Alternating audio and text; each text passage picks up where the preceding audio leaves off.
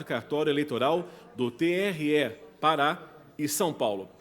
Com vocês, então, o Dr. Tiago Pinheiro Lima, que abre a segunda parte do seminário com a palestra Rejeição de Contas de Gestão e Condutas Vedadas a Agentes Públicos em Ano Eleitoral.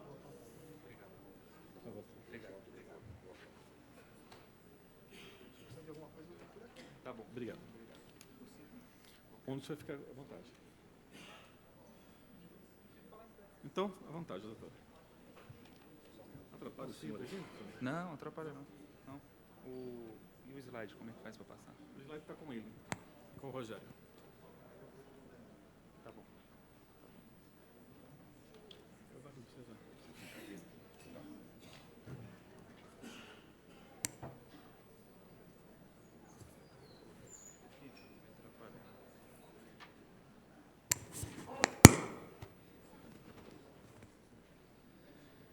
Boa tarde, senhoras e senhores.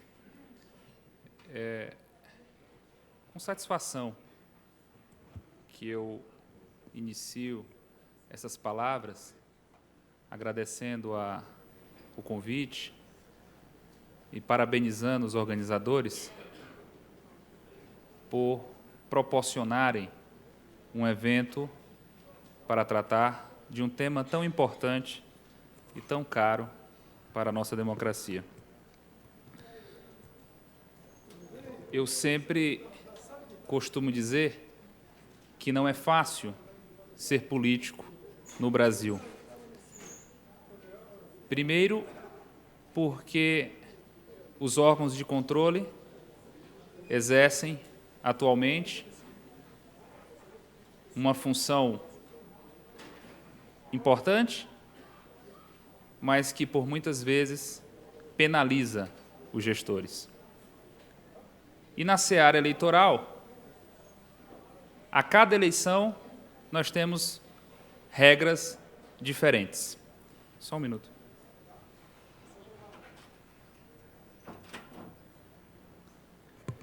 Eu, antes de fazer o concurso para procurador do Ministério Público de Contas do Estado de São Paulo, eu fui chefe de cartório eleitoral por 6 anos.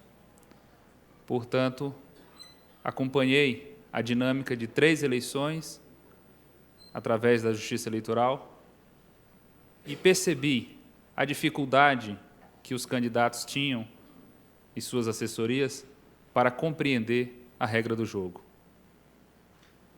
Isso é algo difícil de lidar e de compreender, porque a cada eleição o Tribunal Superior Eleitoral edita regras com base no artigo 105 da Lei das Eleições, e essas regras elas vão evoluindo e mudando, e isso termina gerando uma falta de segurança jurídica.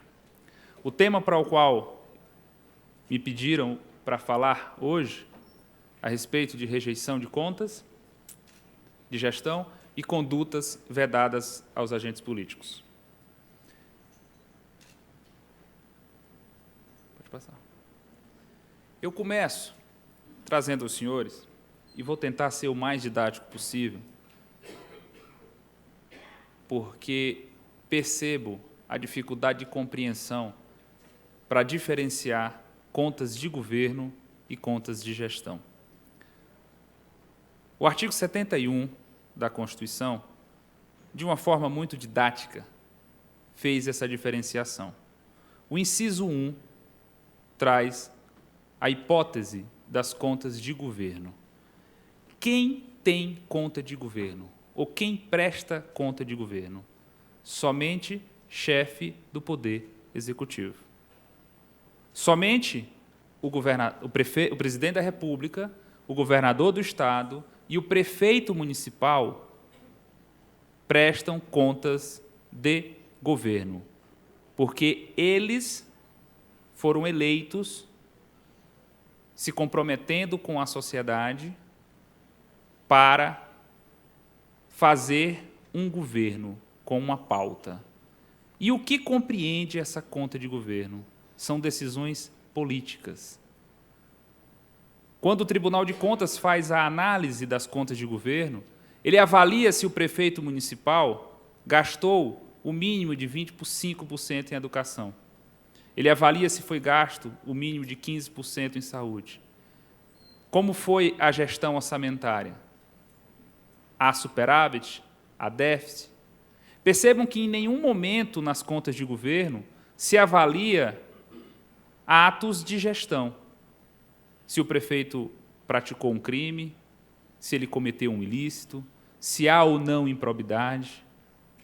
No âmbito das contas de governo, o que é avaliado o que são avaliadas são as opções políticas adotadas pelo gestor. Portanto, aqui não há que se falar em atos de malversação de recursos públicos. Portanto, o artigo 71, inciso 1, ele utiliza o verbo apreciar e compete ao Tribunal de Contas apreciar as opções políticas e impor uma responsabilidade política ao gestor, no caso, o prefeito e o governador do Estado, que estão sob a égide do Tribunal de Contas do Estado de São Paulo. No âmbito da União, o Tribunal de Contas da União faz a avaliação das contas de governo do presidente da República. Um caso recente e que fica muito clara para demonstrar o que estou dizendo para os senhores, foi o que aconteceu nas contas de governo da ex-presidente Dilma. O Tribunal de Contas da União fez uma avaliação a respeito das pedaladas fiscais. O que eram as pedaladas fiscais? O governo desrespeitou uma norma de direito financeiro da Constituição que veda que o governo federal se financie através dos bancos públicos. Percebam que em nenhum momento se discute desvio de recursos ou mau emprego desses recursos. Esse dinheiro foi utilizado para pagar diversos compromissos que a União tinha e que foram pagos por bancos públicos. Portanto, essa é a denominada pedalada fiscal. Então, o Tribunal de Contas da União emitiu um parecer desfavorável às contas da ex-presidente da República, porque, naquele momento, se avaliava as contas de governo. E essas contas de governo são submetidas, obviamente, como se trata de política, e o assunto política tem que ser resolvido no Parlamento. Portanto, essas contas de governo elas são julgadas, no caso das que eu acabei de mencionar, pelo Congresso Nacional. Na maioria dos casos dos senhores aqui, as contas de governo dos prefeitos são julgadas pelas câmaras municipais. Portanto, o Tribunal de Contas, ele, utilizando do artigo 71, inciso 1 da Constituição, ele aprecia, ele emite um relatório, um parecer, que será submetido à Câmara Municipal para a sua aprovação ou rejeição dessas contas. Por outro lado, as contas de gestão são aquelas em que o Tribunal de Contas faz a avaliação dos atos administrativos e financeiros praticados pelos gestores. Sempre que um gestor é o ordenador de despesa, ele automaticamente passa a ser um jurisdicionado do Tribunal de Contas.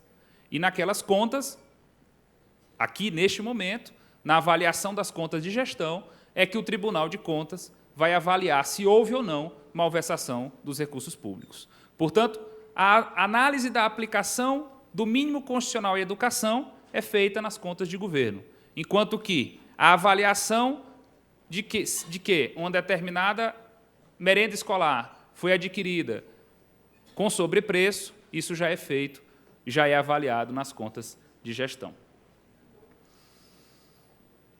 Tudo isso que eu falei nesse primeiro momento vai ter um impacto mais à frente, eu vou mencionar para vocês a respeito da competência da Justiça Eleitoral e dos próprios Tribunais de Contas. Mais adiante, uma outra confusão conceitual que também é feita é a respeito da capacidade eleitoral ativa versus capacidade eleitoral passiva. A capacidade eleitoral ativa é aquela que o cidadão passa a ter a partir dos 16 anos, que é a capacidade eleitoral de votar, enquanto que a capacidade eleitoral passiva é a capacidade eleitoral de ser votado, e ela se subdivide em requisitos de elegibilidade e ausência de inelegibilidades. As condições de elegibilidade são aquelas previstas no artigo 14 da Constituição. Alguém que deseja concorrer ao cargo de deputado estadual, ele precisa ter 21 anos de idade. Isso é uma condição de elegibilidade. Portanto, o cidadão que tem 16 anos, ele pode votar. Ele tem capacidade eleitoral ativa, mas ele não possui capacidade eleitoral passiva. Ele só adquire capacidade eleitoral passiva a partir do momento em que ele faz 18 anos e ele pode ser candidato a vereador. Enquanto que as inelegibilidades é uma capacidade eleitoral passiva em que, para que alguém possa vir a ser votado, ele não pode incorrer em nenhuma daquelas hipóteses em que a Constituição veda a participação dele no processo eleitoral. Por exemplo, o prefeito, todos os parentes do prefeito, até o 2º grau, eles não podem concorrer no pleito seguinte, desde que o prefeito já tenha sido reeleito, porque ele está inelegível.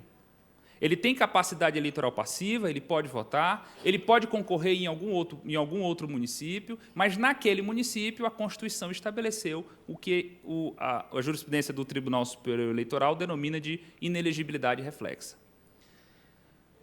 Além dessas inelegibilidades previstas na Constituição, a própria Constituição autorizou que uma lei complementar pudesse criar novas hipóteses de inelegibilidade.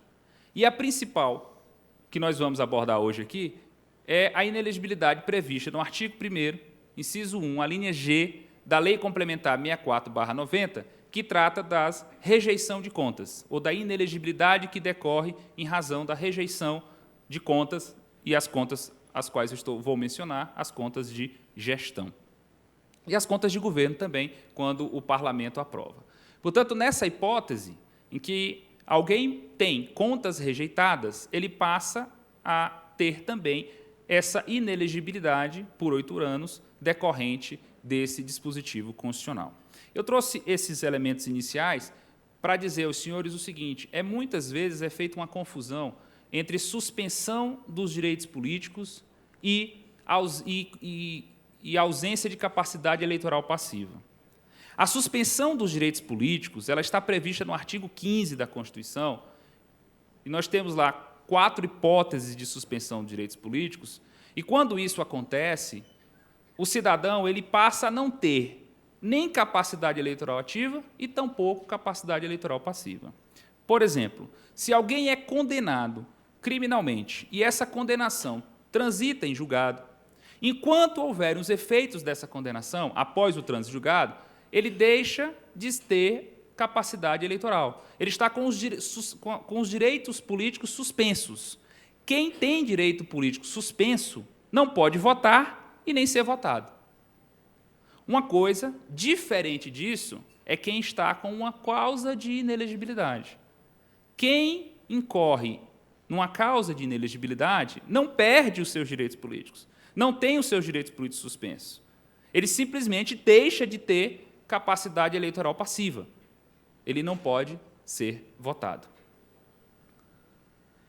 Aí está o artigo que eu mencionei para os senhores, que é o artigo 1º, inciso 1, a linha G, da Lei Complementar 64/90, com a alteração trazida pela Lei Complementar 135, que é a Lei da Ficha Limpa.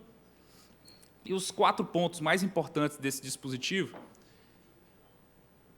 começa com a deliberação do órgão competente.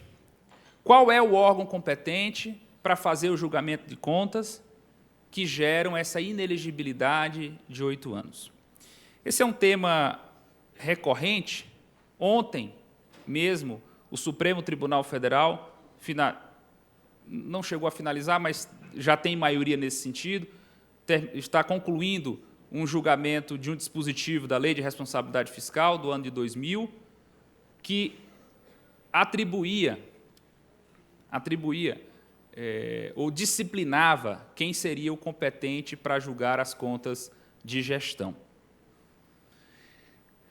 O Tribunal Superior Eleitoral, até 1998, entendia que competia aos tribunais de contas julgarem as contas de gestão dos prefeitos. Veja só, fazendo um parêntese, com relação às contas de governo, nunca houve dúvida de que quem julga conta de governo é o parlamento.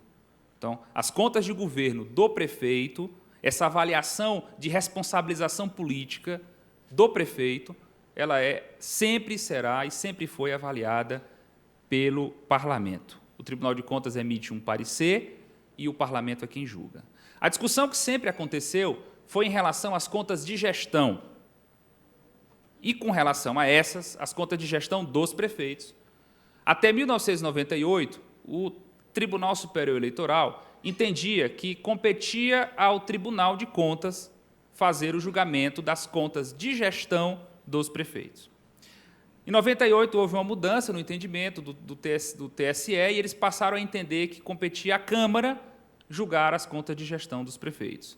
Isso vigorou até 2014, quando o TSE, por conta da modificação feita pela Lei da Ficha Limpa em 2010, alterou a jurisprudência para dizer que as contas de gestão dos prefeitos passariam a ser julgadas, em definitivo, pelos tribunais de contas. Ocorre que, em 2016, o Supremo Tribunal Federal, numa decisão da relatoria do ministro Ricardo Lewandowski, passou a dizer, e aí, agora com a força do Supremo, inclusive com repercussão geral, de que as contas de gestão dos prefeitos passariam a ser julgadas somente pelas câmaras municipais. Portanto, essa inelegibilidade em relação às contas de gestão só surgiria a partir do momento em que a Câmara Municipal julgasse as contas do prefeito. Nesse mesmo julgamento, o Supremo excluiu a regra prevista no artigo 71, inciso 6 da Constituição, que trata da condição ou da hipótese em que o prefeito é ordenador de despesa em decorrência da gestão de convênios. Portanto, na hipótese em que o prefeito fizer a gestão de um convênio que ele recebeu, de valores que ele recebeu, através de transferências voluntárias, ou da União ou dos Estados, o Tribunal de Contas continua fazendo o julgamento dessas contas e a inelegibilidade decorre a partir da decisão do tribunal. Eu estou tentando ser o mais claro possível, porque esse é um tema complicado, difícil de abordar por conta dessa sucessão de entendimentos. O que tem prevalecido hoje é isso. Essa decisão do Supremo de 2016, ela ainda está sendo objeto de embargo de declaração, é possível que haja alguma alteração nisso, mas o quadro hoje é esse. Tanto as contas de governo como as contas de gestão, ou seja, tanto aquilo que está previsto no artigo 71, inciso 1, como o 71, inciso 2, no caso dos prefeitos, quem julga é a Câmara, salvo a hipótese dos convênios. É bom sempre lembrar que toda essa discussão que eu estou mencionando aos senhores se refere tão somente ao caso dos chefes do Poder Executivo e, na nossa problemática aqui, aos prefeitos. Presidente de Câmara, diretor de autarquia, presidente de fundação e todo e qualquer outro ordenador de despesa que não seja prefeito, ele continua e continuará, por expressa determinação da Constituição, a ser julgado pelo Tribunal de Contas. Não há nenhuma dúvida com relação a todos os demais ordenadores de despesa que não sejam prefeitos. Irrecorribilidade da decisão proferida. Um outro requisito trazido pelo artigo da Lei da Ficha Limpa foi de que essa inelegibilidade ela só passa a existir a partir do momento em que essa decisão se torna irrecorrível. A dicção do legislador não foi a melhor possível, porque no âmbito das câmaras, quando elas estão avaliando as contas de governo do prefeito, não há recurso dessa decisão. Então, a decisão ela é tomada e dessa decisão não há recurso. Não existe essa sistemática processual ou esse rito procedimental no âmbito da tramitação dessa matéria no Parlamento. Mas a ideia do legislador foi dizer que a inelegibilidade ela não pode ser provisória, ela só passa a existir a partir do momento em que não há mais recursos a serem adotados contra aquela decisão. No caso do Tribunal de Contas, quando há o trânsito e julgado da decisão, a partir daquele momento já há a inelegibilidade para o gestor. E no caso da Câmara, a partir do momento em que ela expede o decreto legislativo. Uma outra hipótese, um outro requisito muito criticado pela doutrina é a respeito da irregularidade insanável que configure ato doloso de improbidade administrativa. Isso é muito difícil no dia a dia, porque o Tribunal de Contas ele não faz essa avaliação das condutas sob a égide da lei de improbidade. Isso será feito, nos termos da súmula 41 do Tribunal Superior Eleitoral, pela Justiça Eleitoral. Portanto, o Tribunal de Contas ele faz uma avaliação a respeito das contas de gestão ou de governo e aborda os aspectos principais de irregularidades que foram ali identificados. Agora, o enquadramento disso como um ato doloso de improbidade administrativa será feito pelo juiz eleitoral no momento em que aquilo for levado, geralmente, através de uma ação de impugnação ao registro da candidatura. Portanto, quando o gestor tem a sua conta rejeitada pelo Tribunal de Contas, o nome dele passa a figurar em uma lista que será encaminhada à Justiça Eleitoral até o dia 15 de agosto, que é a data final, a data limite para o registro da candidatura. A Justiça Eleitoral, de posse daquelas informações, é que fará a avaliação da decisão proferida pelo Tribunal de Contas, se aquela decisão, se aquele conteúdo configura ou não um ato doloso de improbidade administrativa. E aqui, senhores, eu já percebi, inclusive na prática, quando trabalhava na Justiça Eleitoral, o drama dos jurisdicionados, ou daquelas pessoas que possuem contas rejeitadas, porque eles ficam a depender do entendimento do Tribunal, da Justiça Eleitoral, e esse entendimento ele muda de eleição para eleição. Eu já vi situações em que, mesmo o gestor, mesmo tendo a conta reprovada por não ter aplicado o mínimo em educação, conseguiu ter a sua candidatura registrada, alegando e demonstrando que no seu município aconteceu uma situação de calamidade pública que o impediu de aplicar os 25% em educação. Portanto, é uma discussão que é travada no âmbito da Justiça Eleitoral, que gera uma sensação de insegurança para os candidatos, porque eles ficam à mercê do entendimento que a Justiça Eleitoral concede a cada eleição. O último requisito desse artigo, importante, relevante para mencionar para os senhores, é a possibilidade de ausência ou a inexistência de suspensão, anulação pelo Poder Judiciário. Portanto, proferida a decisão ou pelo Tribunal de Contas, ou pelo Parlamento, ou pela Câmara Municipal, dessa decisão que gerou a inelegibilidade para o suposto candidato ou interessado, ele ainda pode ajuizar uma ação judicial para sustar os efeitos ou anular aquela decisão. Contudo, o Poder Judiciário ele não pode se imiscuir no mérito da decisão que foi proferida pelo Tribunal de Contas. A competência, o desenho constitucional, trouxe a competência para os tribunais de contas de fazer o julgamento dessas contas de gestão. Portanto, não compete ao Poder Judiciário rejulgar essa matéria.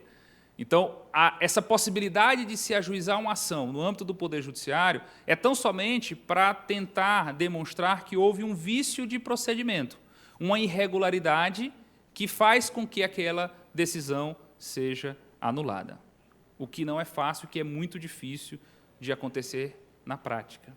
Mas antes da lei da ficha limpa, a lei 64/90 dizia que bastava o ajuizamento da ação para que a inelegibilidade ficasse suspensa. Com a lei da ficha limpa, esse dispositivo foi alterado para dizer que o candidato que tem contas rejeitadas, ele só pode ter o registro da sua candidatura deferido desde que ele consiga uma decisão liminar ou definitiva da Justiça, afastando os efeitos da inelegibilidade.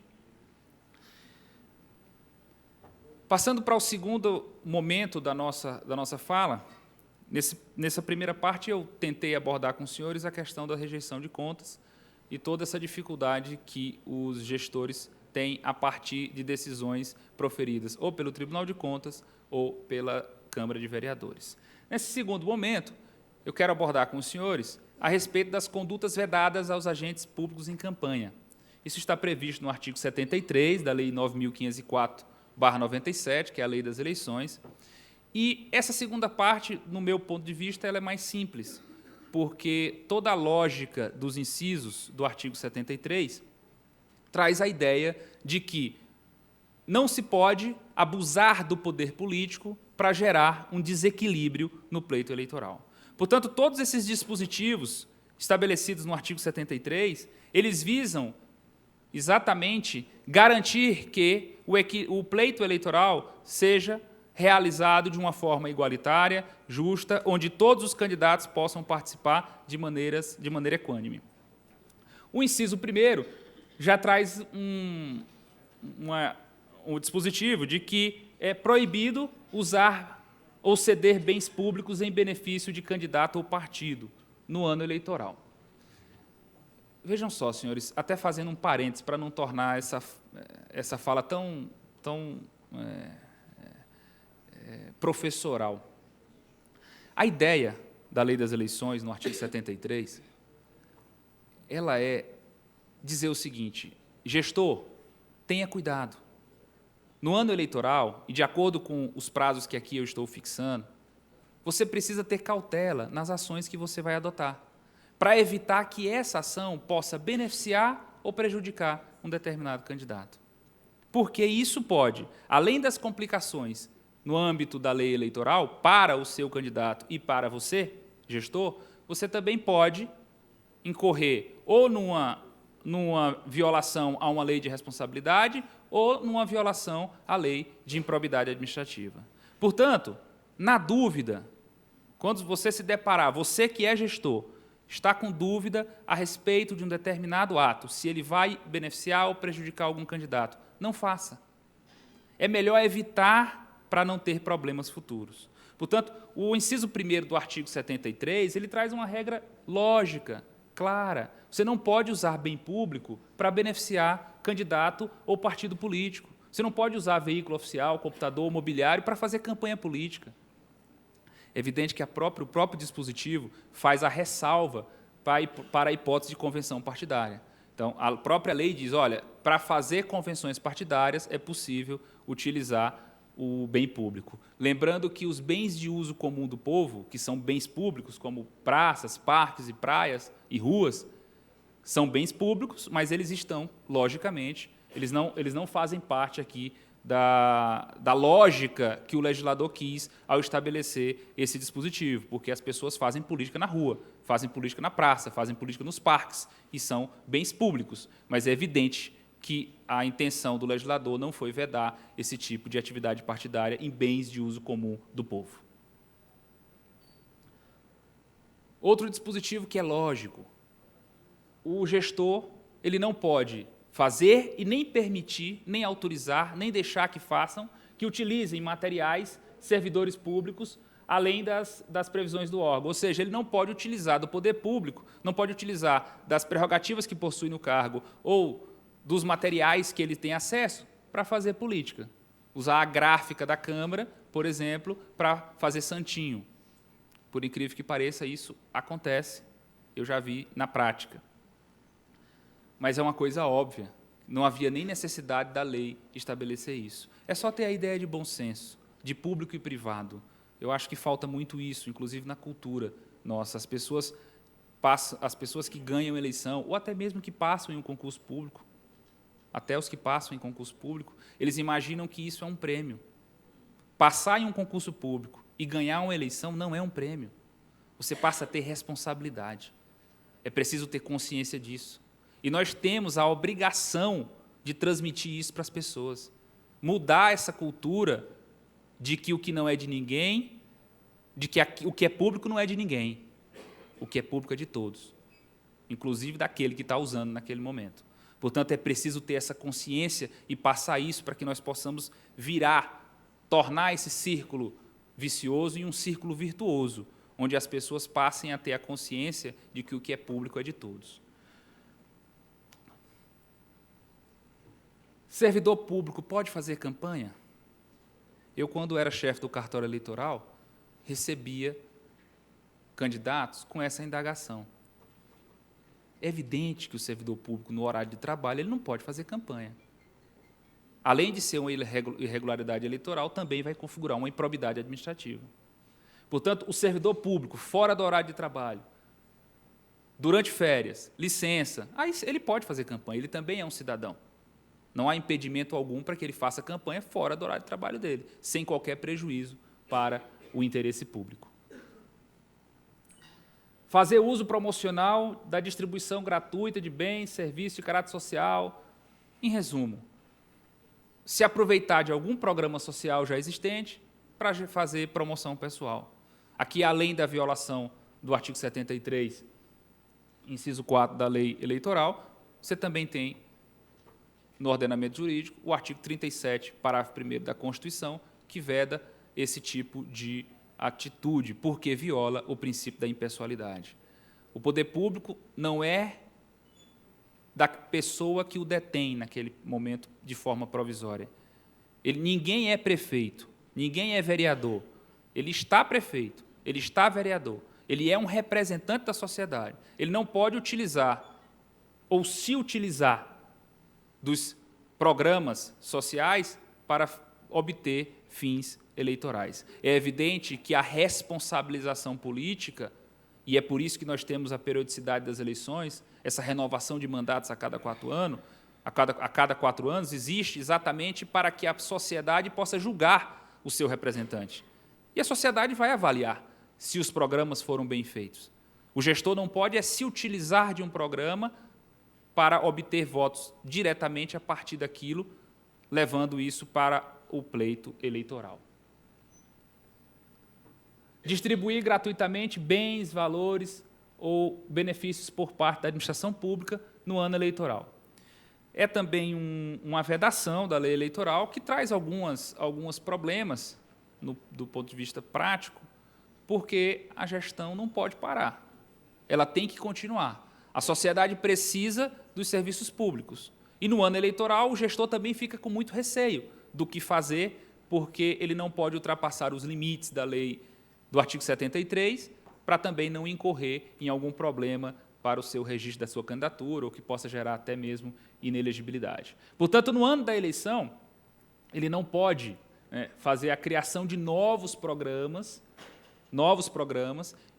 sociais com esse intuito eleitoral. Então, a lei já parte do pressuposto de que esse tipo de ação no ano eleitoral pode ter como móvel simplesmente a vontade dele de angariar votos. Portanto, mas a própria lei já traz as exceções. Então, é possível, sim, manter, e essa era uma dúvida que os candidatos, que os prefeitos sempre tinham, no sentido, eu posso continuar mantendo o programa social que já existe? Sim, é claro que sim. A sociedade não pode ser penalizada, e as pessoas que mais precisam desses programas não podem ser penalizados em razão do ano eleitoral. E, além disso, além da manutenção e da continuidade dos programas sociais já existentes, também é possível a criação de novos, desde que em situações de calamidade pública ou emergência. Fazer propaganda institucional na qual conste o nome, símbolo ou imagem que caracterize a promoção pessoal. Também viola, além da lei eleitoral, o princípio da impessoalidade previsto no artigo 37. Ele não pode, e aqui também configura abuso de autoridade, essa possibilidade dele se utilizar dos símbolos para fazer campanha, né, desde que isso não configure promoção pessoal, que é exatamente o que está aqui disposto. Esse também é um dispositivo que gera uma certa dúvida a respeito do gasto com publicidade institucional. Isso é algo comum, nós identificamos na prática, nas contas dos prefeitos, em ano eleitoral há um aumento significativo do gasto com publicidade institucional. Claro, no ano eleitoral ele está querendo mostrar as suas ações e isso a lei eleitoral veda exatamente para evitar o desequilíbrio no pleito. É importante verificar que em 2015 houve uma alteração na legislação e agora a avaliação ela não é feita com o ano anterior, é feita uma média dos 3 anos anteriores. Você pega o primeiro semestre dos 3 anos anteriores para fazer uma média, porque isso, na prática, da forma como era anteriormente, terminava gerando um problema na avaliação das contas, porque a base de comparativa era com o ano anterior. E isso, de um ano para o outro, muitas coisas acontecem, e nem sempre o aumento da publicidade no ano da eleição decorria exatamente dessa intenção de desequilibrar o pleito. Portanto, em 2015, a lei foi alterada, mudando a base de cálculo. Essa avaliação ela é feita com relação aos 3 primeiros semestres dos anos anteriores. Então, isso termina dando um equilíbrio maior para essa avaliação. Aqui eu trago, e já informo os senhores que os slides eles serão disponibilizados. Certamente quem desejar vai poder obter, não precisa ter essa preocupação de anotar. Aqui eu faço uma diferenciação entre publicidade institucional e publicidade de utilidade pública. A publicidade institucional é aquela em que o órgão público ele deseja dar conhecimento à sociedade das ações e dos resultados que estão sendo praticados pela opção política que foi adotada por aquele órgão. E a publicidade de utilidade pública é aquela em que há uma necessidade de uma campanha de vacinação, ou a necessidade de informar a sociedade a respeito do reinício das aulas, da biometria que é feita pela Justiça Eleitoral. Então, tudo isso é classificado, do ponto de vista do orçamento, como publicidade de utilidade pública. Além disso, você tem ainda a publicidade mercadológica, que é aquela em que há uma necessidade de venda de produtos. Por exemplo, a Caixa Econômica Federal ela é um banco, é uma empresa pública, é um banco público que concorre no mercado com bancos privados. Portanto, ela tem que fazer essa publicidade mercadológica. E, por fim, a publicidade legal, que é aquela obrigatória para a publicação dos atos oficiais, e geralmente elas ocorrem através do Diário Oficial. Continuando, no artigo 73, uma outra vedação trazida pela lei eleitoral é a de conceder aumento aos servidores públicos, né, desde os 180 dias que antecedem a eleição até a posse dos eleitos, e ali eu trago as datas já adequadas para o próximo ano, que é 7 de abril de 2020 a 1º de janeiro de 2021. Portanto, nesse período, o gestor não pode conceder aumento aos seus servidores. A única hipótese é que é da revisão geral anual, desde que a RGA, prevista no artigo 37, inciso 10 da Constituição, desde que ela esteja limitada ao índice inflacionário. Por quê?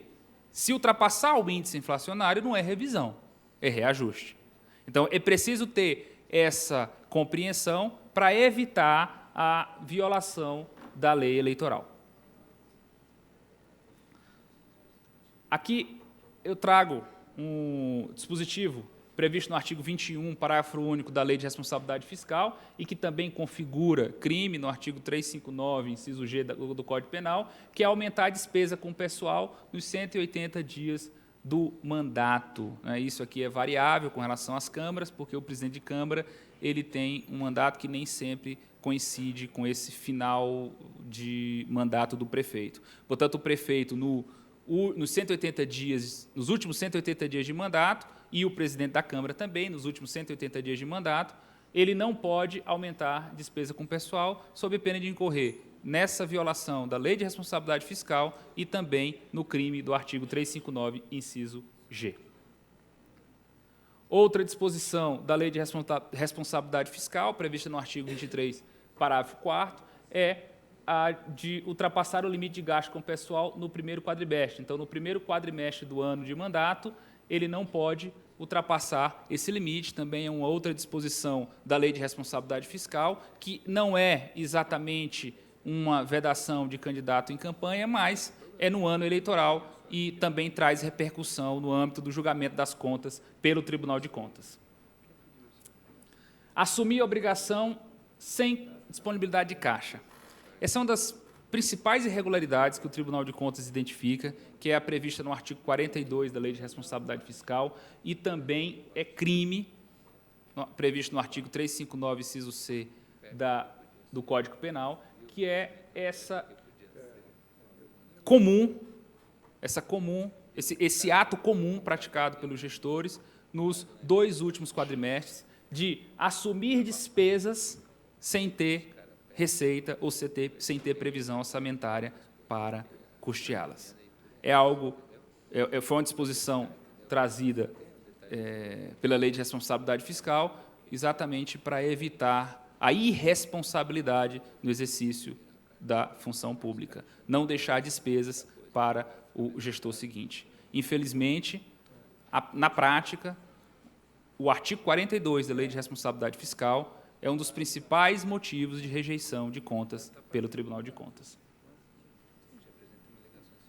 Uma outra hipótese que também gera muita dúvida na prática é essa do artigo 73, inciso 5 da lei eleitoral, que é essa vedação de nomeação, contratações, admissão ou demissão sem justa causa, suprimir vantagem, dificultar ou impedir o exercício funcional, remover, transferir servidores, enfim. A ideia aqui é de que evitar que os servidores públicos sejam obrigados a votar em um determinado candidato, ou sejam perseguidos em razão da sua opção política, ou que o gestor possa se utilizar de nomeações, indicações, ou, em resumo, qualquer tipo de ato que se refira aos servidores públicos, de que ele possa ter alguma vantagem em razão disso. O próprio dispositivo já traz as exceções, que é a possibilidade de nomear e exonerar cargos comissionados, dada a natureza ad nutum dessas funções. Então, o chefe do Poder Executivo não fica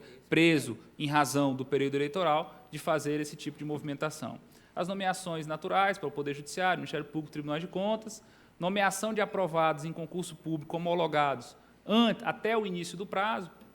O prazo são 3 meses antes da eleição, portanto, o município já vem realizando um determinado concurso e ele encerra esse concurso com um ato de homologação. Se esse ato de homologação ocorreu até 3 meses antes do pleito, o prefeito pode, normalmente, continuar nomeando esses servidores. Agora, se essa homologação ocorreu já durante o período vedado, o prefeito só poderá fazer essa nomeação após a posse dos eleitos. Um dispositivo que sempre gera dúvida, uma exceção que sempre gera dúvida, é essa possibilidade de contratar para serviços públicos essenciais, desde que tenha autorização do chefe do Poder Executivo. Na prática, sempre é possível ocorrer uma situação em que o gestor público se veja obrigado a contratar um servidor público. Por exemplo, você pode ter, no período eleitoral, um surto de dengue.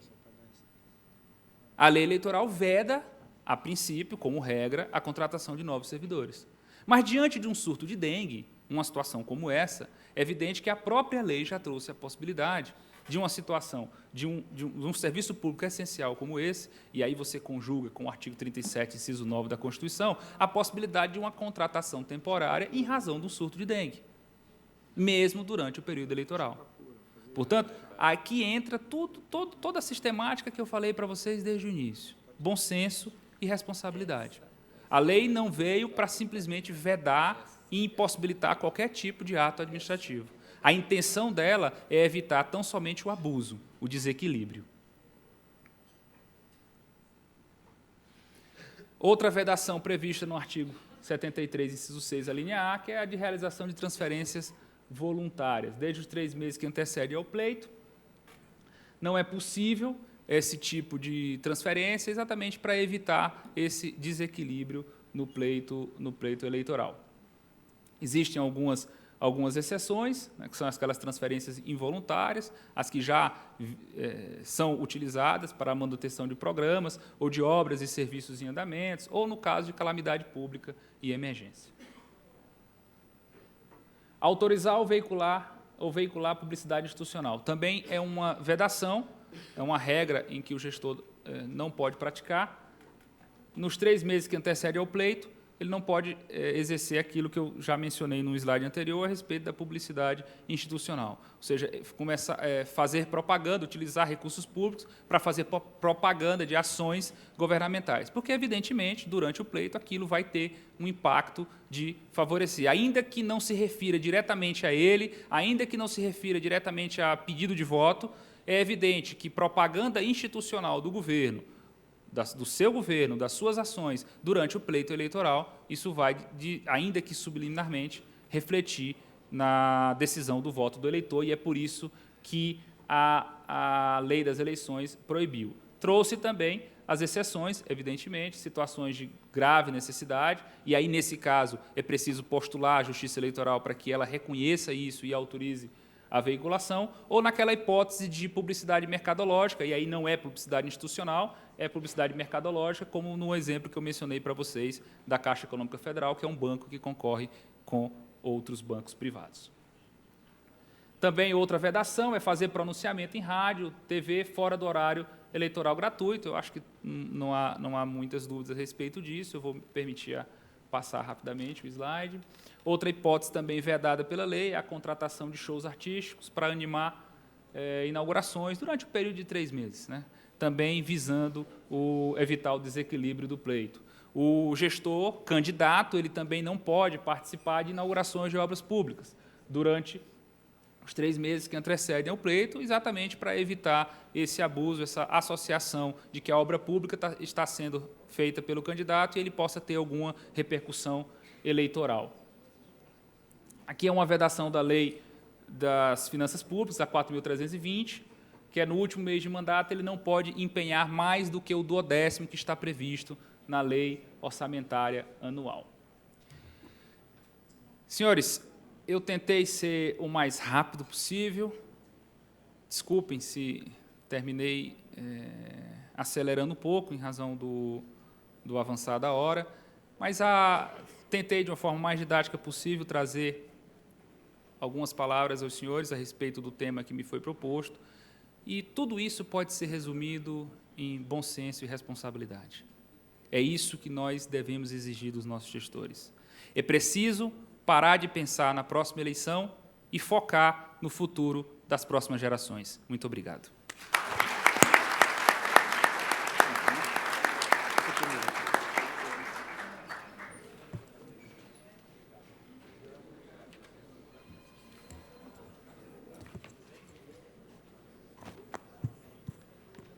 Acompanhamos, portanto, a palestra do Dr. Tiago Pinheiro Lima, Procurador-Geral do Tribunal de Contas do Estado de São Paulo.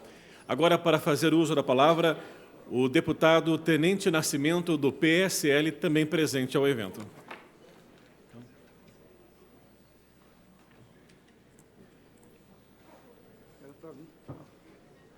Pega.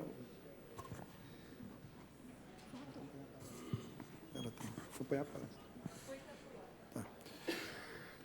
Uma boa tarde a todos. Queremos agradecer o tão importante, né, Dr. Tiago Pinheiro Lima, procurador, a fim de que venha, né, nos dar tão importantes informações e conhecimento. Agradecer ao deputado Edmir, proponente desta tão importante reunião, deputado Edmir Chedi, doutor Ricardo Porto, um amigo, né, são amigos que têm nos acompanhado, e a nossa trajetória. Estamos nessa casa de portas abertas, a fim de que venhamos, cada dia mais, dar o melhor encaminhamento às nossas eleições tão importantes que serão essas eleições de 2020. Eu quero dizer, doutor Ricardo,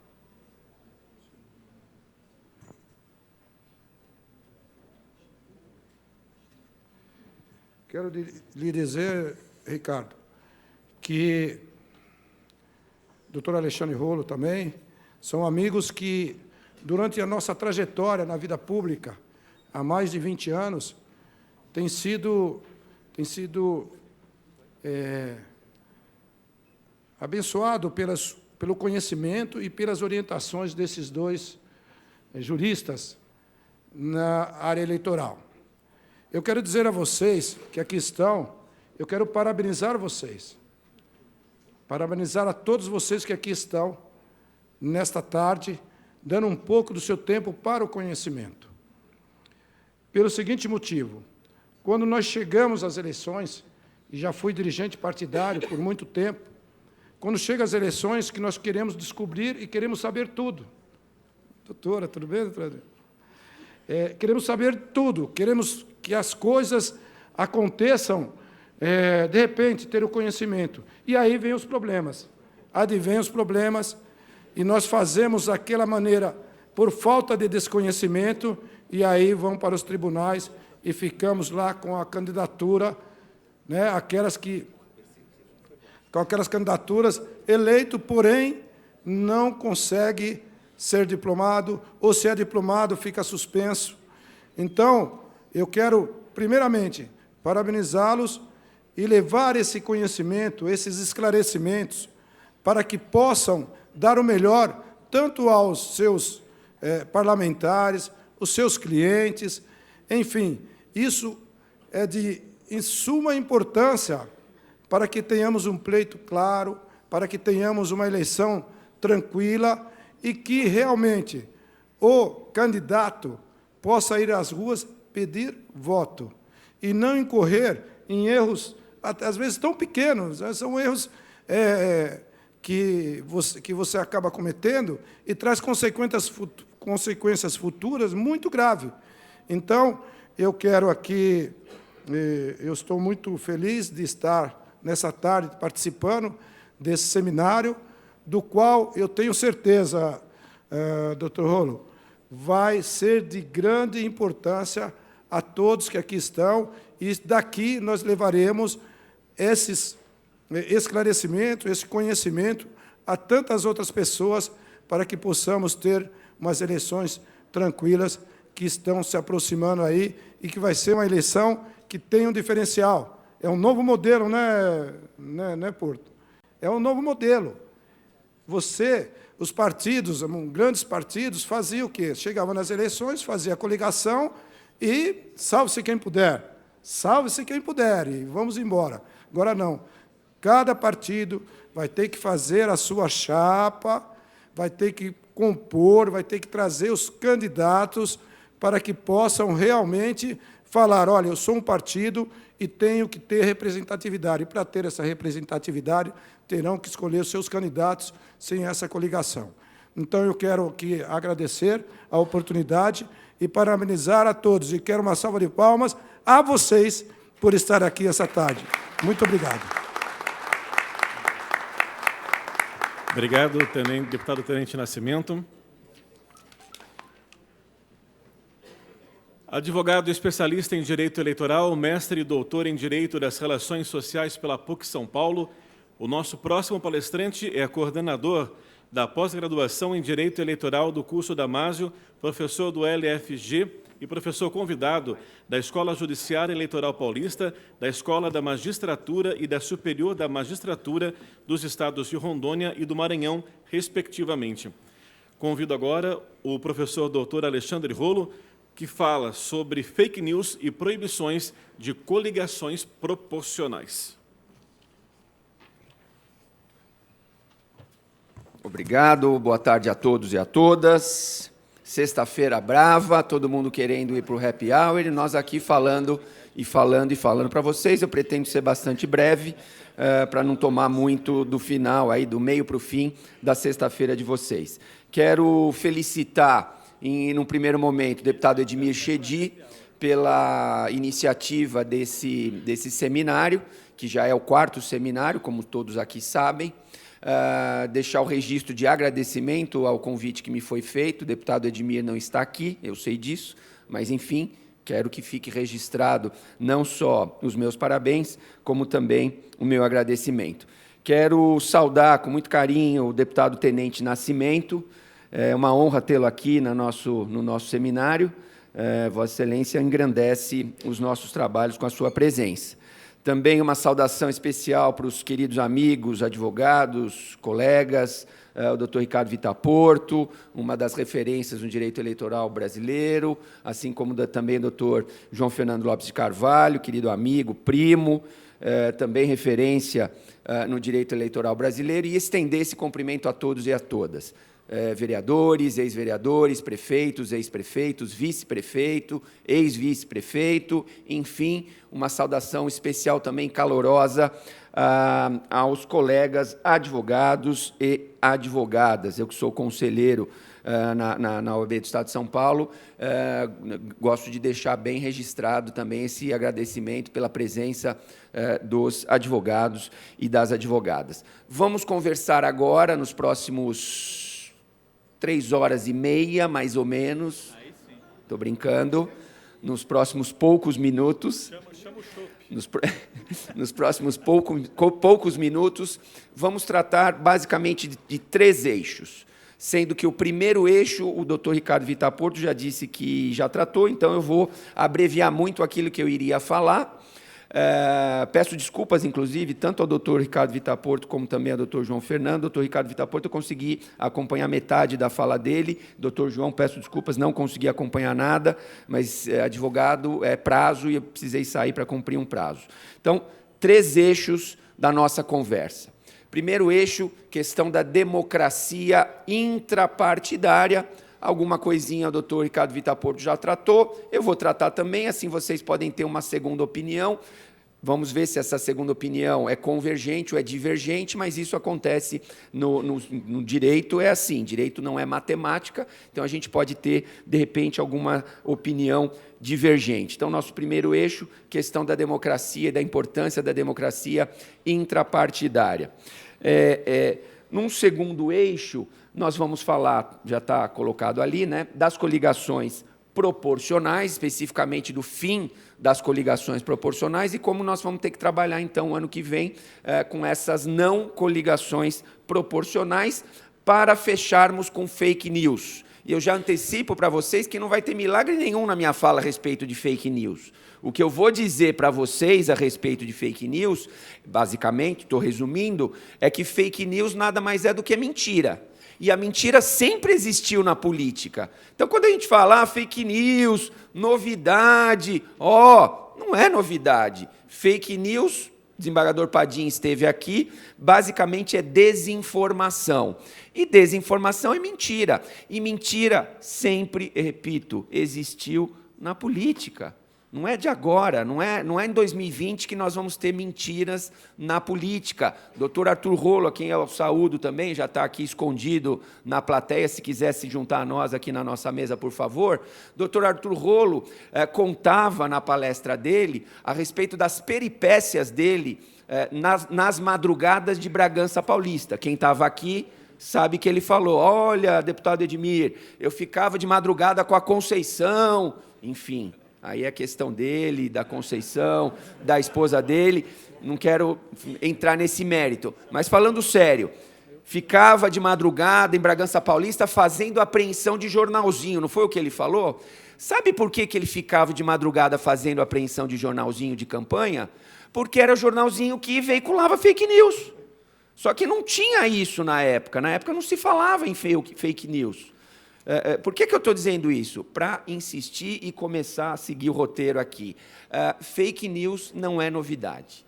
Fake news é mentira, e a mentira sempre existiu na política, só que era veiculado de outra forma. Era veiculado através de jornalzinho, e a gente tinha que ficar na rua apreendendo o jornalzinho mentiroso que veiculava fake news. Agora não é mais jornalzinho. A diferença está na forma de veiculação da mentira.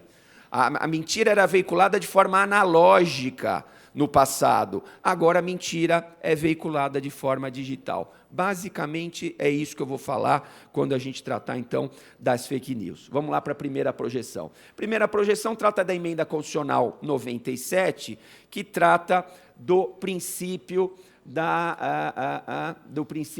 autonomia partidária. Ok? Antes de falar, e está retratado ali o artigo 17, parágrafo 1º da Constituição Federal, o que eu quero dizer para vocês é o seguinte: o Tribunal Superior Eleitoral, antes da Emenda 97, ele dizia o seguinte, Tribunal Superior Eleitoral, comissões provisórias partidárias têm prazo de validade de 120 dias. Ok? E aí eu abro um parênteses, acho que o doutor Vitar Porto já tratou disso, mas só para ficar bem claro, nós temos 2 possibilidades de órgãos, vamos falar de partidos municipais, porque o ano que vem nós vamos ter eleições municipais. Nós podemos ter diretório constituído nos termos do estatuto de cada partido, eleito, a gente faz uma eleição no partido e elege o presidente, o vice-presidente, diretório, ou nós podemos trabalhar com comissões provisórias. O que o diretório regional do partido prefere? O diretório, na maioria das vezes, estou aqui generalizando. O que o diretório estadual do partido prefere? Trabalhar no nível municipal com comissões provisórias, porque assim o diretório regional tem o controle das comissões provisórias. Comissão provisória é provisória. Fez tudo bonitinho, de acordo com a orientação estadual? Ok, continua. Não fez tudo bonitinho, de acordo com a orientação estadual? É dissolvido. É para isso que serve a comissão provisória. Eles são, vocês sabem melhor do que eu, os membros da comissão, da comissão provisória são demitidos, eventualmente, ad nutum, de qualquer maneira. Já quando eu faço eleição, nos termos do estatuto, o presidente eleito tem um mandato. O vice-presidente tem um mandato. Então, fica mais difícil uma intervenção da estadual no municipal, enfim. Para dizer que os partidos políticos, no âmbito municipal, trabalham com comissões provisórias. Isso enfraquece a democracia interpartidária. TSE, se dando conta disso, fixou o prazo de validade. 120 dias vai ser o prazo de validade das comissões provisórias. Veio, então, o Congresso Nacional, na emenda 97, e disse o seguinte, aí é um braço de ferro entre o TSE e o Congresso Nacional. TSE, quem manda aqui somos nós, emenda constitucional, faz parte da autonomia partidária definir a duração de seus órgãos permanentes e provisórios. Então, TSE, para de falar que são 120 dias, quem manda aqui é a gente, autonomia partidária, a gente vai definir, então, a duração dos seus órgãos permanentes e provisórios. Logo na sequência, está grifado ali também em azul, na mesma emenda 97, nós tivemos, então, a proibição das coligações proporcionais. Eu vou falar isso num segundo momento, mas só para a gente entender aonde é que está o fim, a proibição das coligações proporcionais. Veio através da emenda 97, e isso está previsto, então, no artigo 17, parágrafo 1º da Constituição Federal. Aproveitando a presença do doutor Arthur, eu quero até pedir desculpa, eu estou até envergonhado com meus slides, porque perto dos slides profissionais que o doutor Arthur exibiu aqui, eu estou, inclusive, envergonhado com a simplicidade dos meus slides. Mas, enfim, depois da emenda constitucional 97, nova reação do TSE. O TSE veio, baixou essa resolução 23571, de 29 de maio de 2018, dizendo, então, para o Congresso Nacional e para os políticos em geral o seguinte: ok, vocês têm autonomia partidária para fixar o prazo de duração dos órgãos provisórios, das comissões provisórias, desde que seja, no máximo, 180 dias. Então, o TSE disse para o Congresso Nacional e para a classe política, 180 dias, ok, 179, 178, 177, 150, 120, autonomia partidária. Não está na autonomia partidária mais do que 180, então nós tivemos aí uma resolução regulamentando, entre aspas, uma emenda constitucional, um artigo da Constituição Federal, não sei se isso é possível ou não, não vamos discutir isso agora, mas regulamentando, então, o artigo 17, parágrafo 1º da Constituição Federal. Então, a partir dessa resolução, eu não vou ler os parágrafos, enfim, caput do 39, prazo de validade de 180 dias. Ok? Nova reação do Congresso, pode passar, isso faz parte da resolução. Nova reação do Congresso Nacional, Lei 13.831, de 17 de maio de 2019. 2019, agora, esse ano, 13.831, de 17 de maio de 19. Veio, então, o Congresso Nacional de novo para responder aquilo que tinha feito o TSE naquela resolução que a gente acabou de ver, e alterou, então, o artigo 3º da Lei dos Partidos Políticos. Essa aqui, a Lei 9.096, é a Lei dos Partidos Políticos, dizendo o seguinte: é assegurado aos partidos a autonomia para a duração dos mandatos dos membros dos seus órgãos permanentes e provisórios. Parágrafo 3º.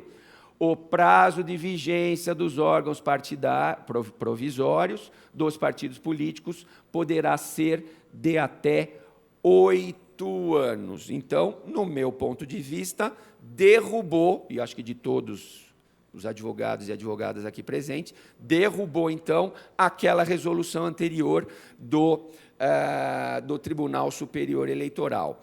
Para dizer para vocês o seguinte, Alexandre, e o ano que vem, como é que vai ficar? Antes que vocês me perguntem isso, eu pergunto para vocês, porque eu não sei a resposta. Como é que vai ficar o ano que vem? Por quê? Porque no ano que vem, uma preocupação do Dr. Vitor Porto, que é minha também, tomem cuidado com os partidos, para que os partidos possam lançar candidatos no âmbito municipal. CNPJ, Receita Federal, que ele falou, e isso aqui também. O que eu quero dizer é o seguinte, o partido de vocês, no município de vocês, está constituído através de comissão provisória há quanto tempo? Se tiver lá no município de vocês uma comissão provisória, que não precisa ser a única, na minha opinião, podem ser várias, somando todas as comissões provisórias, eu já tenho 9 anos de duração de comissão provisória. Uma ficou 1 ano, a outra ficou 2 anos, a outra ficou 1 ano e meio, soma tudo, os últimos 9 anos, comissão provisória. Tenho para mim que vai dar problema. Porque se a lei fala em 8 anos de prazo de vigência do órgão provisório e o meu partido lá no meu município já está somando todos os mandatos com 9 anos de duração de uma comissão provisória, que não precisa ser uma, podem ser, insisto, vários mandatos, mas sempre comissão provisória.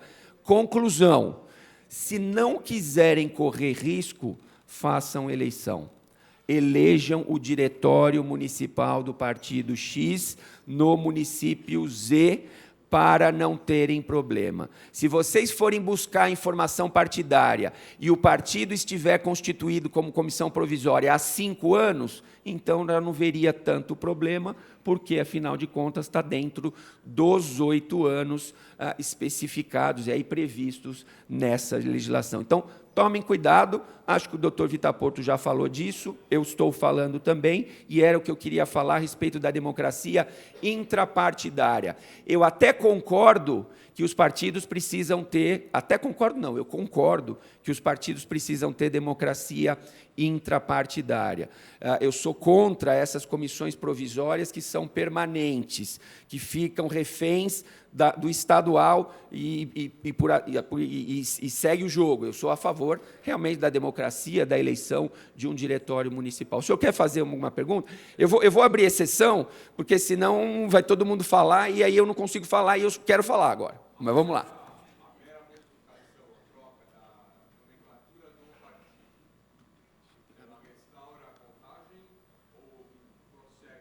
Pois é. Só pegar minha água aqui. Desculpa quebrar o protocolo, só para pegar minha aguinha. Não tenho certeza do que eu vou te responder. Acho que ninguém aqui tem certeza, até porque essa lei é de 19. Então, vai ser a partir de agora que a lei vai ser aplicada pela Justiça Eleitoral. Tenho para mim que a mera renovação, você troca os nomes, você trocou A por B, mas continua a comissão provisória, se somando tudo isso der 9 anos, não dá certo. Então, não basta, na minha opinião, a renovação da comissão provisória, porque continua sendo comissão provisória. E o que o TSE quis, o que essa lei quer é a democracia intrapartidária. Então, tem que ser menos de 8 anos. Vamos seguir, por favor. Para falar mais um pouquinho também, que eu acho importante, dessa Lei 13.487 de 2019, que criou o FEFEC. FEFEC, Fundo Especial de Financiamento das Campanhas Eleitorais. O FEFEC, aquilo que nós tivemos de FEFEC em 2018, parece que vai dobrar, estão querendo dobrar a meta. A gente teve um valor bilionário em 2018 e estão querendo dobrar a meta. Está resolvido o problema, vou receber dinheiro do FEFEC, então o que eu quero dizer nesse slide é o seguinte, não contem necessariamente com dinheiro do FEFEC. Por quê? Porque a divisão do FEFEC é feita entre os partidos nacionais, então cada um vai ter uma parte, uma fatia do bolo, e a divisão interna de cada partido é feita, está escrito aqui, o partido definirá os critérios para a distribuição do dinheiro do fundo, mediante aprovação pela maioria absoluta dos membros da Executiva Nacional. Ou seja, caberá à Executiva Nacional de cada partido, claro, 30% para as candidaturas femininas. Ok, isso está perfeito. Agora, mesmo as candidaturas femininas, quem que vai receber o dinheiro? Vai ser a Adriana, a Tereza, a Raquel ou a Fernanda? Essa divisão é intrapartidária. Então, não necessariamente o dinheiro vai chegar no nosso município. O que os partidos vão fazer é verificar a viabilidade eleitoral do candidato. Se o candidato do município X tem viabilidade eleitoral, provavelmente vai ser destinado um dinheirinho para aquele candidato daquele município. Se aquele determinado município não for importante para a estratégia nacional até do partido, não necessariamente vai chegar dinheiro lá na ponta, naquele determinado município. Então, pode ser que nós tenhamos um caminhão de dinheiro público, FEFEC, no ano de 2020, mas não necessariamente esse dinheiro vai chegar no meu bolso, no bom sentido, enquanto candidato. Não é que eu vou me apropriar do dinheiro, mas eu iria usar o dinheiro na minha campanha, não necessariamente esse dinheiro vai chegar no meu bolso para eu poder desempenhar a minha campanha eleitoral. Então, fiquem atentos com isso. Agora é o momento, daí a ser muito oportuno o momento desse seminário, porque vocês já conseguem conversar com os líderes dos partidos agora. Olha, vai ter dinheiro, não vai ter dinheiro, você me garante... mas não adianta falar porque ele pode romper a palavra. Ok, pode até acontecer, mas, enfim, antes de se filiar ao partido, vocês têm até 6 meses antes para se filiar, para mudar, etc. Já conversa. Vai ter dinheiro aqui no município? O partido vai mandar o dinheiro do FEFEC para o município? Se não vai mandar, já tenta um outro partido para viabilizar a campanha eleitoral de vocês. Fim das coligações proporcionais, antes e agora, né? Então, como é que era antes as coligações proporcionais? Então, antes de falar disso, sistema majoritário e sistema proporcional. Pelo sistema majoritário, a gente elege presidente e vice, governador e vice, prefeito e vice e os senadores. Pelo sistema proporcional, votação em listas abertas, que é o nosso, nós elegemos vereadores, deputados estaduais, distritais e federais.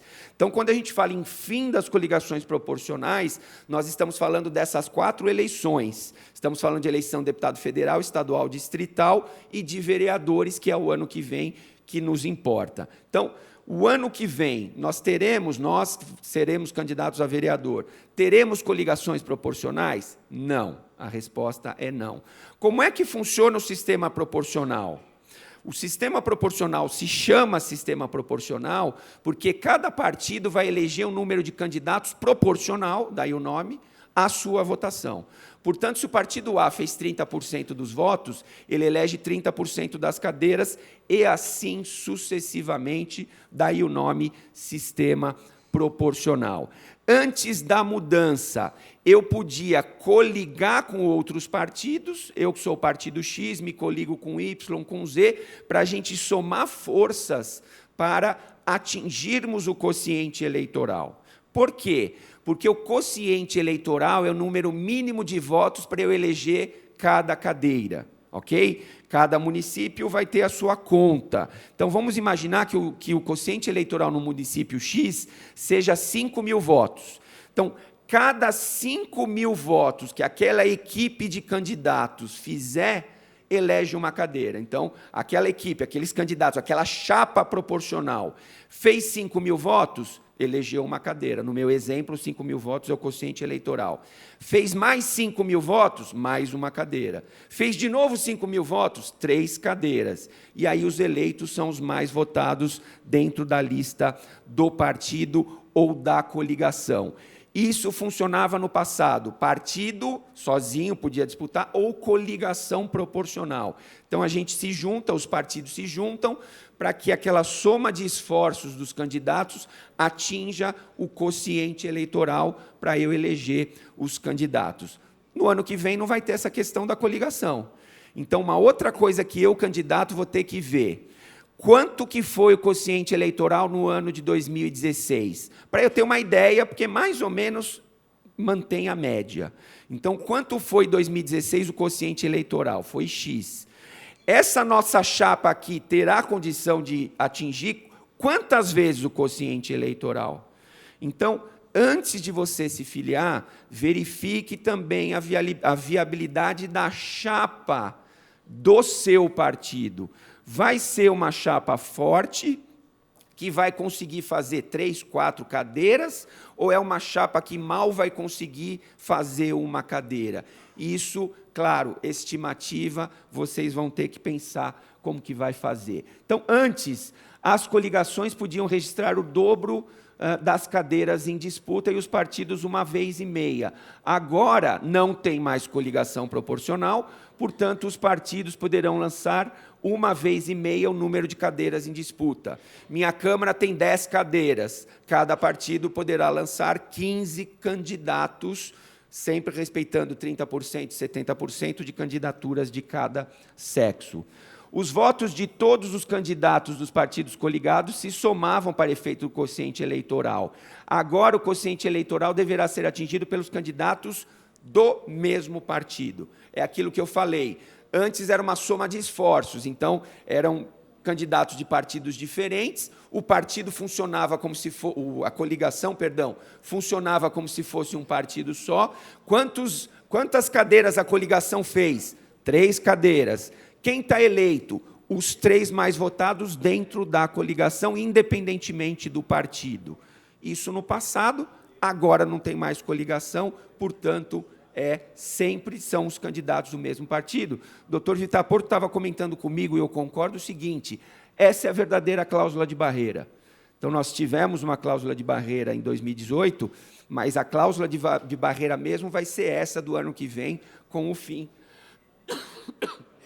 das coligações proporcionais. Me perdoem, mas eu estou um pouquinho gripado. Podemos ir para frente. Lei 13.488, na distribuição das vagas pelo critério, muito importante isso aqui. Na distribuição das vagas pelo critério da maior média, no sistema proporcional, participarão todos os partidos que disputaram o pleito. Antes participava somente quem tivesse obtido o quociente eleitoral. Eu chamo isso aqui de repescagem. O que é a repescagem? Num primeiro momento, cada partido, um partido fez 3 cadeiras, o outro fez 2, o outro fez 1. Terminou essa primeira contagem, não foram preenchidas ainda todas as cadeiras. Eu preciso fazer uma segunda contagem do quociente eleitoral partidário. Não vou fazer os cálculos aqui, claro, mas é o que eu chamo de repescagem. É uma segunda contagem para ver quem vai eleger aquela cadeira que ainda não foi preenchida. No passado, o partido ou coligação que não tivesse atingido o quociente eleitoral não participava da repescagem. Agora, participa da repescagem. Então, até mesmo os partidos que não tenham atingido o quociente eleitoral, em 2020, participarão da repescagem. Digo mais, com chance de eleger. Porque aí a divisão vai ser o quociente partidário mais 1, então o divisor vai ser favorável nas contas matemáticas àqueles partidos que ainda não tinham atingido o quociente eleitoral num primeiro momento. Então, fiquem atentos para essa alteração. Aqui é um crime novo, eu não vou entrar no detalhe, mas é só para vocês terem a Lei 13.834, de 4 de junho de 2019, lei nova, junho, nós estamos em agosto, já estamos tendo reforma eleitoral. Ah, vai ter reforma eleitoral esse ano? Dizem que sim, mas nós já estamos tendo, na verdade, né? Isso aqui é um exemplo. Então, nós já estamos tendo leis em 2019, alterando as regras eleitorais. Então, é só para vocês saberem, denunciação caluniosa eleitoral. Então, é crime. Já era pelo Código Penal, a denunciação caluniosa, agora nós temos um tipo específico, denunciação caluniosa eleitoral, é o artigo 326-A do Código Eleitoral. Dar causa à instauração de investigação, atribuindo a alguém a prática de crime ou auto infracional de que saiba ou saiba inocente. O que é isso? Quero prejudicar o meu adversário. Vou no promotor e faço lá uma denúncia completamente descabida. Não aconteceu e eu estou acusando o meu adversário de ter praticado um crime, praticado um ato, ou na delegacia, ou no Ministério Público, enfim, tanto faz. Eu fiz uma denunciação caluniosa, eu fiz uma acusação falsa. Isso passou a ser crime eleitoral, tipificado no artigo 326-A do Código Eleitoral. Abuso de autoridade, né?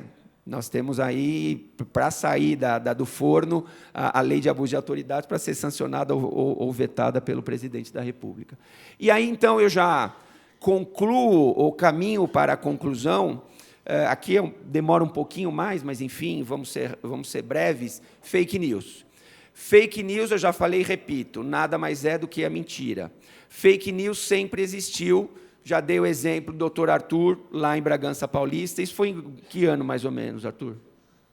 90, na década de 90, foi?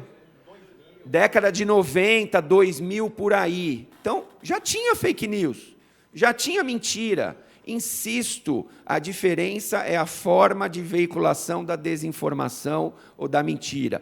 Antes era no papelzinho, dava mais trabalho para distribuir o jornal, o panfleto, apócrifo, etc., agora não, agora é tudo virtual, agora é tudo digital. Então, fake news são conteúdos deliberadamente falsos que adquirem forma de notícia e que são distribuídos em rede social com o intuito de gerar algum tipo de benefício. Atenção, fake news lato sensu não está ligada só ao direito eleitoral. Fake news lato sensu não está ligada só ao direito.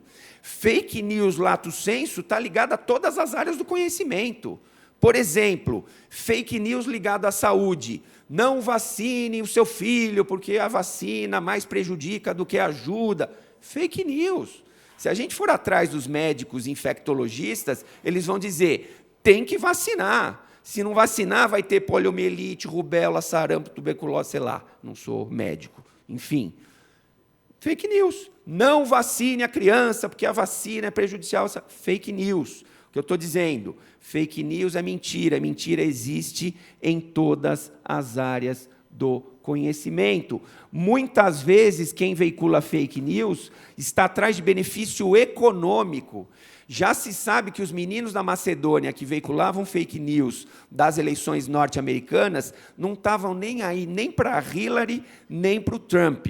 O que eles queriam é faturar. Eles queriam likes, e os likes se transformam hoje em dia em dinheiro. O que eles queriam é proveito econômico, mas buscando proveito econômico, eles acabavam veiculando fake news ligadas às eleições norte-americanas. Requisito falsidade da informação divulgada, mais o dolo de quem está divulgando, mais o dano, no caso do direito eleitoral, o dano à imagem do candidato que é vítima das fake news. Erros jornalísticos não configuram fake news. Aí vem o Bonner no dia seguinte e fala, olha, quero aqui corrigir uma informação, porque, na verdade, não é bem assim, tal. Pedimos desculpas pelo nosso erro. Alguém já viu isso acontecer? Isso não é fake news, isso é erro jornalístico que pode acontecer, e o jornalista, no caso do Bonner, no dia seguinte, corrige aquela informação sem problema nenhum.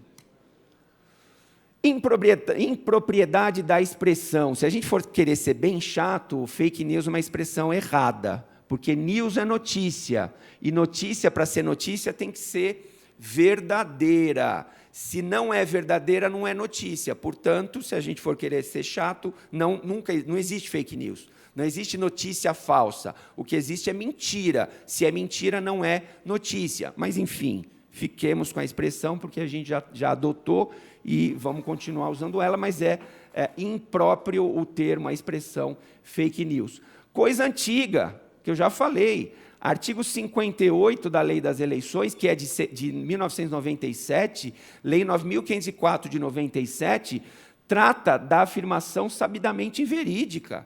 Vocês têm o Google na mão, aí no celular. Vão lá, não precisa acreditar em mim. Lei 9.504 de 97, artigo 58, fala da notícia, afirmação, não notícia, afirmação sabidamente inverídica. Fake news. Isso já era tratado pela legislação eleitoral em 97. Fake news é um business que utiliza a tecnologia de ponta e muito dinheiro a serviço de uma estratégia global de desinformação.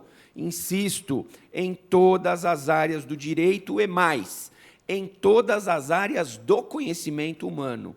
Fake news não está restrito ao mundo do direito, nem do direito eleitoral, nem do direito administrativo, nem do direito penal. Fake news é uma coisa que está enraizada em todas as áreas do conhecimento humano.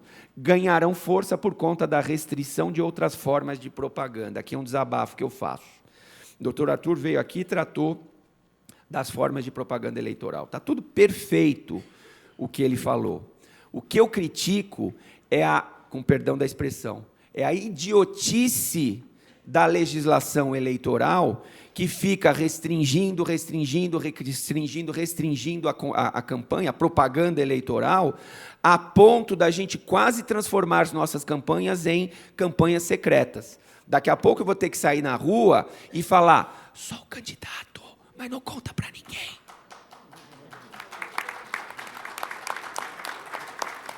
Gente, propaganda eleitoral é um direito do eleitor, mas também é um direito do candidato. Mas, mais do que isso, é um direito do eleitor. O eleitor tem o direito de ser informado. Nos Estados Unidos da América, eles ficam disputando as prévias partidárias meses e meses e meses antes da eleição propriamente dita, e saem nos Estados Unidos pondo a cara a tapa. Eles são cobrados pelo eleitor. O que o senhor pensa do aborto? O que o senhor pensa disso? Eles têm que se expor. Aqui não. Aqui, 7 metros de distância, 80 decibéis, não sei quantos watts de potência. Eu não posso colocar propaganda na minha casa. Ah, posso, meio metro quadrado. Obrigado. Se a minha casa tem um recuo, o coitado do eleitor já não consegue enxergar. E tudo isso beneficia quem, meus amigos e minhas amigas? Quem está sentado na cadeira. Perdão, deputado, perdão. Não, é que o deputado está hoje sentado na cadeira, né? Mas, enfim, a gente inviabiliza a renovação e o surgimento de novas lideranças. E mais, perdão de novo, eu não estudei o que eu estudei, acho que estudei até bastante, para ficar discutindo. O doutor Arthur tem razão no que ele falou. Mas eu não estudei para ficar discutindo se carreata tem 1 carro, 2 carros ou 3 carros. Ah, o que é uma carreata? Carreata são 2 carros, aí eu coloco alguém junto, aí vira passeata. Gente, vamos evoluir. Não dá, e insisto, o doutor Arthur falou tudo certo, eu não estou criticando o doutor Arthur. Eu estou criticando a nossa legislação e a nossa vontade de acabar com a campanha, diminuir a propaganda eleitoral. Propaganda eleitoral é a oportunidade que eu tenho de me apresentar ao eleitor. É a oportunidade que eu tenho de chegar para o eleitor e falar, eleitor, sou candidato, meu nome é tal, minhas qualidades são essas, minhas propostas são essas. Se eu limito a campanha eleitoral, a propaganda, a coisa fica muito complicada. Agora que eu desabafei, estou mais calmo, então vamos voltar aqui. Então, por que as fake news ganharam força? Na verdade, não é a fake news que ganhou força. O que ganhou força foi a internet. Porque já que eu não consigo fazer campanha em lugar nenhum, propaganda em lugar nenhum, me sobrou a internet. E é uma forma eficaz de fazer propaganda eleitoral. Então, hoje, ao invés de eu fazer um comício que não pode ter saracoteio, e não pode mesmo, eu não faço mais comício. Comício tem que ser aquele comício bem desanimado, né? Bem desanimado. Vai lá, vote em mim. Não preciso mais fazer comício. O meu comício hoje é virtual. Eu alterei o comício pelo videozinho de 30 segundos e que eu vou jogar na internet e vai viralizar, enfim. Então, fake news ganhou força por conta da restrição. No passado, as informações eram transmitidas pelos órgãos de imprensa. Com a internet, somos bilhões de jornalistas. O que eu quero dizer com isso? Antes da internet, como é que eram veiculadas as informações em geral? As informações em geral eram divulgadas pelas emissoras de rádio, de televisão, pelas revistas e pelos jornais. Todos esses veículos de comunicação continham e continuam contendo jornalistas. Então, as informações passavam necessariamente por jornalistas que faziam um filtro. Às vezes erravam no filtro, mas, enfim, tinha um filtro, uma checagem antes de divulgar, etc. e tal. Agora, somos bilhões de jornalistas, entre aspas. Por quê? Porque todos nós divulgamos informações. E, muitas vezes, essa informação não é informação. Essa informação é desinformação, é fake news, que, quando é contra o meu adversário, eu acho ótimo. É contra o meu adversário, então vamos propagando. Ou seja, os culpados pelas fake news somos nós, porque a gente é que fica propagando, recebe aquela porcaria, não checa e joga para frente, principalmente quando a porcaria afeta o nosso adversário político eleitoral. Informações falsas são um negócio altamente lucrativo, já que no mundo atual ter seguidores ou cliques vale dinheiro, os influenciadores digitais que o digam.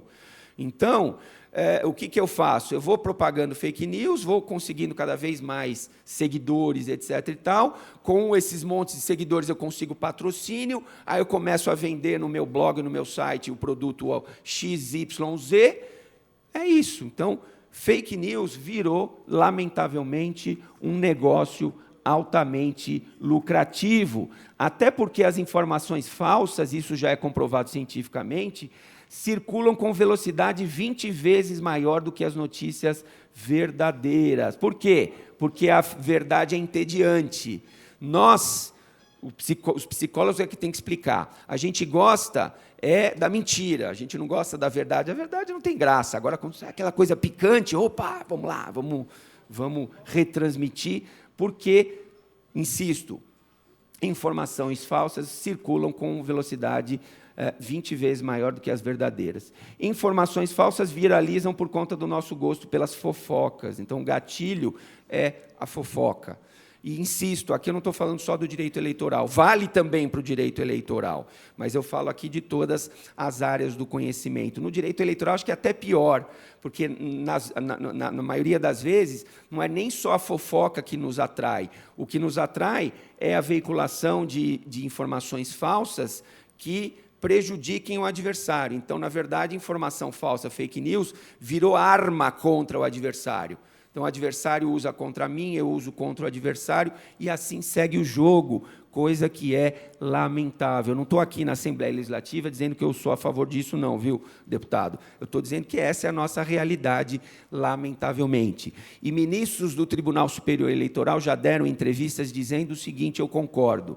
A justiça eleitoral é analógica, e as fake news são do mundo digital, não são analógicas. Então, a partir do momento que você tem o robô propagando fake news, dificilmente, lamentavelmente, a Justiça Eleitoral vai conseguir. O doutor Arthur falou, não, dá para achar o IP, ok. Dá para achar a URL, ok. Mas, a partir do momento que eu disparei, apertei o clique lá e disparei a fake news, não volta mais, gente. Não volta. Porque um recebe, já passa para 200, o outro recebe, passa para 500. Então, por mais que a Justiça Eleitoral possa, eventualmente, achar o primeiro que mandou, e pode, eventualmente, punir esse primeiro, depois que atirou, depois que eu dei o tiro, a bala não volta mais. A mesma coisa aqui. Depois que eu apertei o Enter, não volta mais, porque é muito complicado. Crimes contra a honra, acho que já estou caminhando efetivamente para o final. Vejam, Código Eleitoral é de 65. 1965, década de 60 do século passado. Já tinha crime contra a honra que navega nessa discussão de fake news. O que é uma fake news? Fulano de tal roubou a prefeitura. Fulano de tal roubou a prefeitura, se for mentira, além de ser fake news, é calúnia, prevista no Código eleitoral desde 1965. Vejam aí o 323 do Código Eleitoral. Divulgar na propaganda fatos que sabem verídicos. Mentira, mais uma vez. O Código Eleitoral, o legislador de 60, tentando evitar a propagação das mentiras. Então, divulgar na propaganda fatos inverídicos é crime eleitoral, previsto no 323 do Código Eleitoral.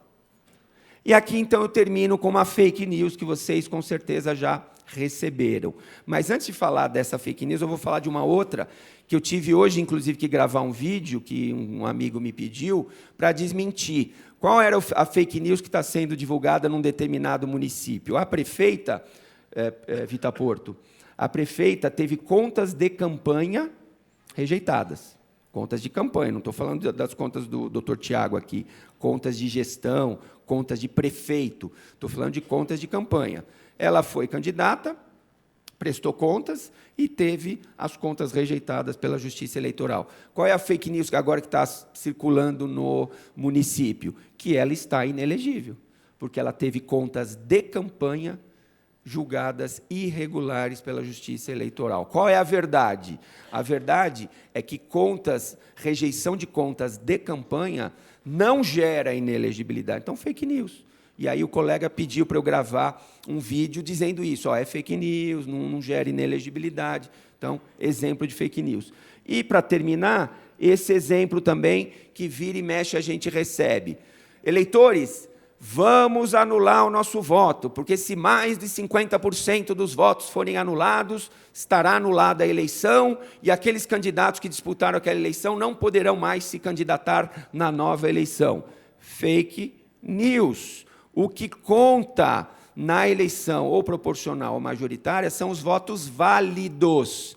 Portanto, pode anular o que quiser de voto. O eleitor, é claro que eu não quero que anule, não é isso, esse não é o caso, mas, enfim, se o eleitor quiser anular, ele pode anular.